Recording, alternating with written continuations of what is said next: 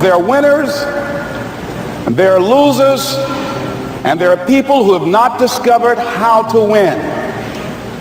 And all they need is some coaching. All they need is some help and assistance, just a little support. All they need is some insight or a different strategy, a plan of action to make some adjustments that will open up the key to a whole new future for them, that will give them access to the unlimited power that they have within themselves. That's all that they need.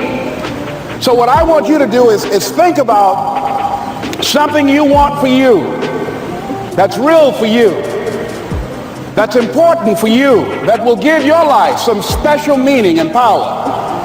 And I don't even want you to say, I can do that. I don't want you to assume that. See, 5 years ago when I started out in this area, I would not have been able to make the mental leap that I would be up to where I am right now.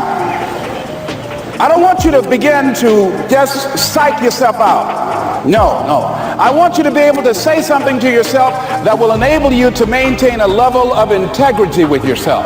That when you say this, even when you face tremendous setbacks, it will be a benchmark to keep you in the game, to keep you moving forward and experimenting and readjusting your strategy and your plan of action, continuously looking for ways to win. So what is that something? When you got an idea you want to move on, you might not have the money, you might not have the education, you might not have the support or the resources you need. What is that something that can keep us going, that will enable us to act on our dream? What's one of those keys that will begin to help us to discover the secrets to our dream? Here's what I want you to repeat after me, please, with power and conviction. Say, it's possible. It's possible. That's all I want you to do when you look at your dream. Just say to yourself every day, it's possible. Just say that every day to yourself, it's possible. Because what does that do? See, it begins to change your belief system.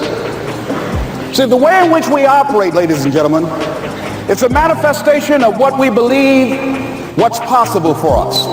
Whatever you've done up to this point, all that it really is a duplication, it's a reproduction of what you believe subconsciously that you deserve and what's possible for your life.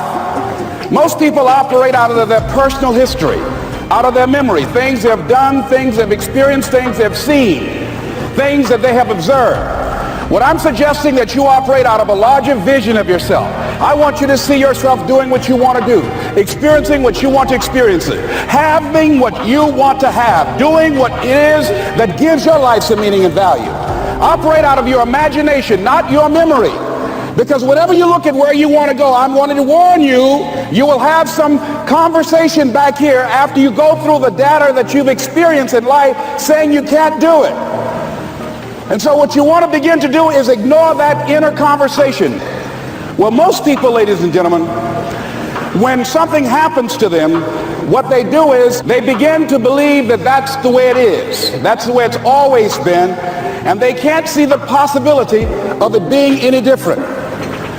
Example, before April 1954, the common belief, the universal belief, because it had been tried again and again and again and people had failed, the belief was that man was not physically capable of breaking the 4-minute barrier, that he could not run a mile in less than 4 minutes. That was the belief on the planet. It had never been done.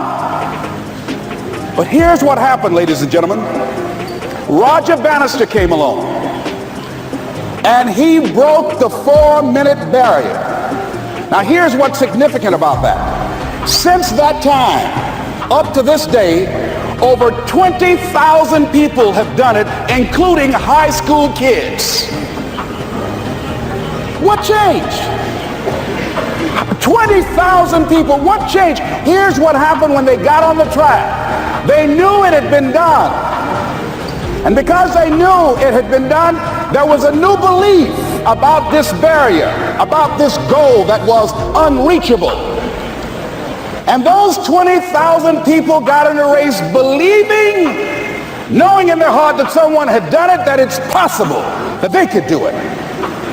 And I'm saying that if you know anybody that had some goal, some dream, something they wanted to do, And they did it denying saying that you know in your heart that if someone has done it, then you can do it. It's possible. And that if someone can make their dream become a reality, that it's possible that you can make your dream become reality. And so as you begin to look at where you want to go, beginning to embrace that, it's possible. I'm blessed and highly favored. I've got a lot going for me. I got some good stuff in me. And it's possible that I can bring my greatness out here in the universe. That I can do what I want to do. It's possible I can write my own book. I can have my own business. I can take the trip and travel around the world. It's possible. I can bounce back from adversity and reinvent my life. It's possible. Regardless of where I am, the things can get better for me. It's possible. I'm thinking about two men right here in Chicago who are fairly successful, similar background, educated. They worked for a corporation for many years, and they were among many people that were laid off. Two guys who were very good friends. One went out looking for a job for several weeks along with the other one, and they faced disappointment and rejection again and again and again. They couldn't find any work, which is the story of many people across this country. One guy stopped. He became discouraged. He stopped going. He stayed home looking at television, became very argumentative and toxic with his wife, drinking beer, getting on the phone, talking to his other negative, unemployed friends. And he just gave up. The other guy kept looking for a job everywhere he could go. Every time he could get an opportunity, kept asking people, networking, checking the newspapers every day. Kept going everywhere he could, trying to find a job. You have too much education. You're overqualified. You won't be here long enough. He kept going. He kept going. He went to a place and said, look here, I tell you what, if you can't hire me, and I know you can use my talents, abilities, and skills, I don't want to sit home and do nothing. Just let me do some volunteer work. You don't have to give me anything, all right? I just want to work. I want to be busy. Guy said, okay, it's on you now, but don't expect me to give you anything. It's okay. This guy came in and worked. He was the first one there. The last one to leave was the best employee there.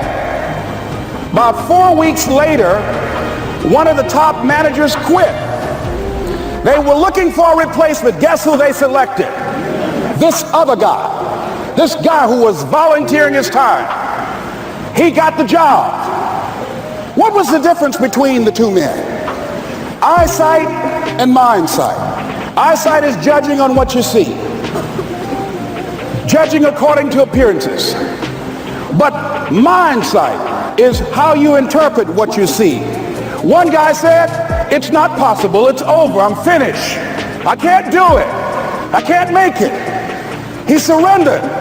I've faced rejection again and again. I'm not going anymore. There are no jobs out there. But this other guy, he felt that in spite of the no's and rejections, in spite of how bad the economy is, in spite of what the newspapers are saying, that it's possible that somebody somewhere will give me a job. He just kept going, thinking it was possible. And guess what, ladies and gentlemen? That's what we have to do with our dreams. Because things happen to you in life that you can never, ever anticipate. And many times when those things happen, you want to give up. I remember when I was in broadcasting, when I was a disc jockey, I became very controversial, not only being a disc jockey, but I felt that radio was something that you not only entertain people with, but you also empower them, you educate them. And I got fired. I didn't just leave, they fired me. That was a shock. I said, wait a minute. They took my microphone. I thought that was who I was. No, ladies and gentlemen, it wasn't. I had to do something else. And I didn't know what else I could do. See, here's what I'm looking at. What are the uses for your life right now that you haven't even reached for yet? See, I believe that when you don't have enough encouragement to act on your dreams or ideas, or you're not enlightened enough, that life will act on you. See, life had moved on me and said, Les Brown, you have outgrown this. It's time for you to do something else. Well, I wasn't enlightened enough. organized some disc jockeys and got my job back.